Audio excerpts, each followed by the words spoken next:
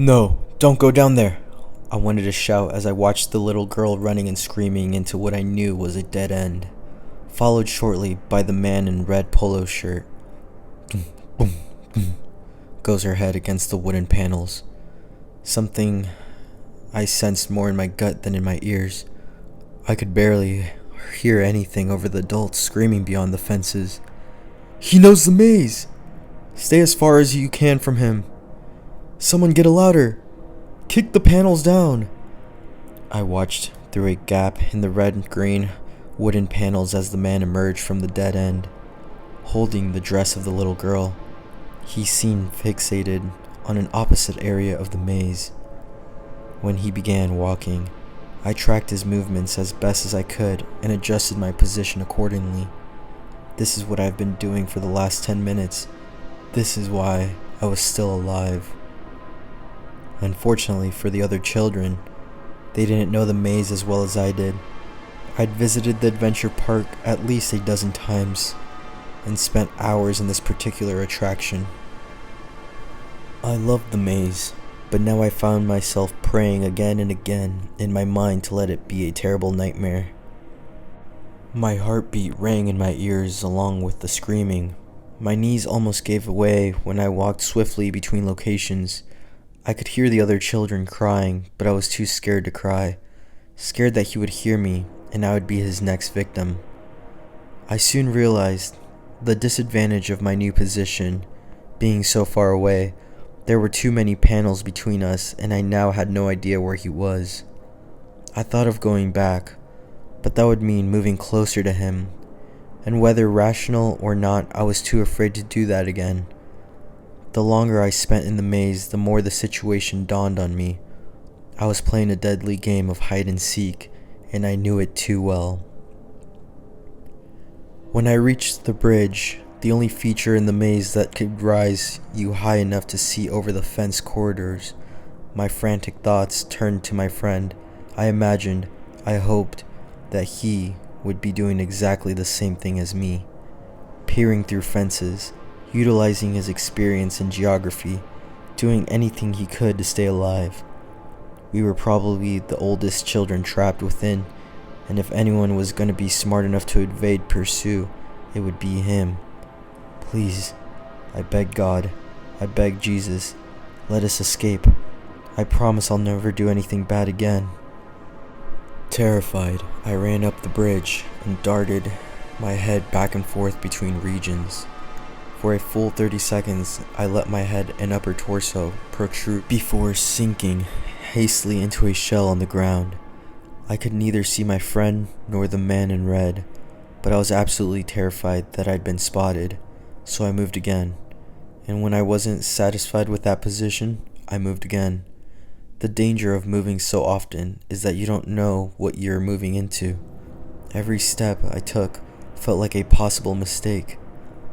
One corner that I turned brought me in the line with a desperate child who was wailing in horror on the ground.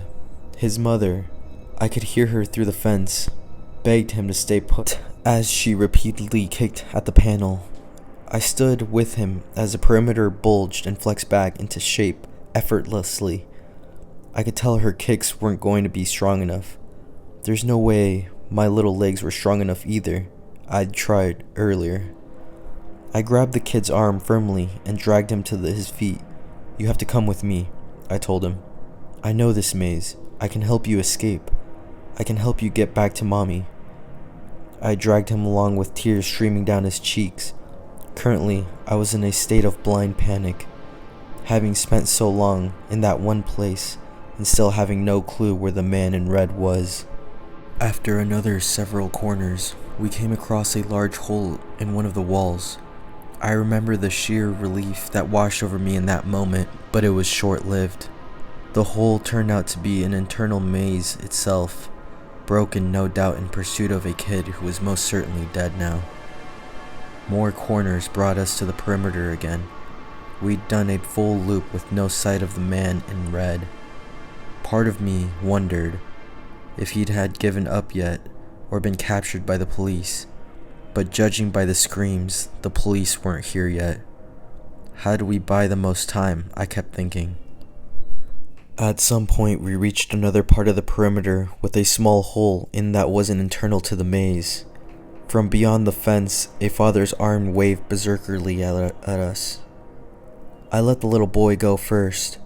It was a tight squeeze, but I managed to push him through along with the arm's help. It was at this point that I spotted something in the corner of my right eye. Something red behind the thread-like columns of air. "Break the fence more! He's coming! Quick! Break the fence more! He's gonna kill me!" I yelled at the top of my lungs, louder than I'd ever done. "Please, I'm gonna die! Please, I'm gonna fucking die!" When I realized there was no time, I sprinted and looked back to see a man in a white t-shirt had clambered over the top of the fence, blocking the direct path to me. I watched for an agonizing minute as the white and red objects connected, and grunted. At the end there was a fall, and the red object got up again, and I knew this horror wasn't over yet. But that amazing, brave man had bought me so much time. I spent some time with the little girl. She was naked and outspread and full of bruises. Gazing into her unflinching eyes that stared back, for some reason I felt determination. It happened that we circled the maze a couple of times different ways. Him gaining on me in little bits each time. He was definitely faster, but had less stamina. It all came to a head at the top of the bridge. I was standing and waiting as he sprinted below. Less than a few seconds away, my only option was to make a leap of faith. If I fell badly and hurt my ankle, it would mean death. I had to time it just right, as he couldn't see what I was doing, or he would copy me. I climbed into the handrail and used a few feet of run-up that I had, and all remaining strength to propel myself over the maze, just before he reached the top. I had disappeared, skipping a whole corridor, and I had a clear path to the escape hole. As I bent my head under the splintered gap, now guarded by two men, I heard a call from a deep within. "Ollie, help me! Are you there?" It was my friend's voice. "Jordan!" I yelled back. "Ollie, help!" I jumped off the top and I think my leg's broken. "I think he's coming. I'm by the bridge. He's coming." Without hesitation, I pulled my head back in and yanked the arms of the strongest man, leading him down the path. When we reached a wall, I told him what he had to do, and for some reason he didn't question me. He lifted me up onto his shoulders, and I climbed over the top. From the other side, I explained as best as I could how to reach us from there, and went on without him, using a shortcut the red-top man had made. I got there much quicker. Someone had gotten there even faster. "Hello, little man. You're pretty slippery," he said, hunched over Jordan with his hammer. He rubbed the sweat off his face and gave me an exhausted smile. "How many children have you killed?" I seemed compelled to ask. "About 3, he replied, still squatting, with a jittery body that indicated he was ready to pounce or do something drastic. "Why did you kill so many people?" I asked him. "I killed 3 people, kid. Do you know how many people die in wars? You don't know anything anyways." He was young, a little blotched and fair-haired. The logo on his red polo shirt read, "Creely's Adventure Park." "Are you gonna kill us?" I asked, matter of fact.